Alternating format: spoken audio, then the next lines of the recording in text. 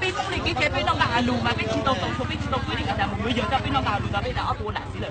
Nhưng mà mày lấy chồng gì? Không, chưa lấy.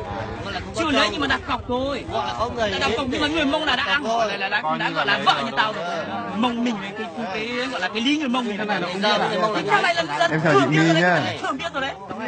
Mà tự nhiên là đưa cả con với lại cả con rể nó đi xuống chăn trâu thì nó ra là nó cướp vợ về rồi là con rể chạy về nhà thôi là ô bố bái ơi đi về cướp vợ đi về rồi. Cả thằng hai Thằng này thôi, còn thằng này là lôi tao sang thôi. ông này nhờ thôi, Nhờ nó tài xế đi thôi.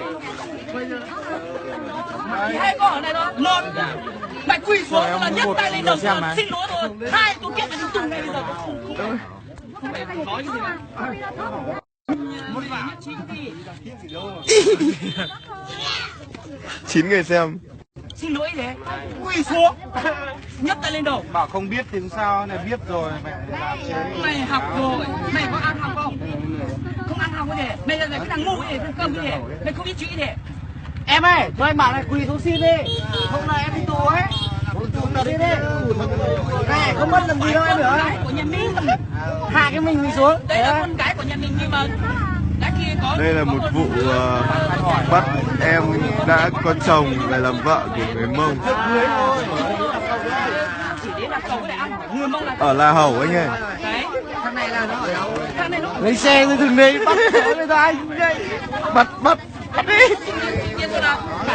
cả con rể với lại Cộng nè, chấm cho màn hình. Long ơi. con rể nó không thì bảo nó xin lỗi.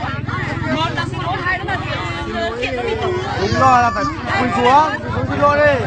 Không thì thằng này đi tù là chắc luôn. Bảo mày bảo bị chồng bèo, bị chồng bèo.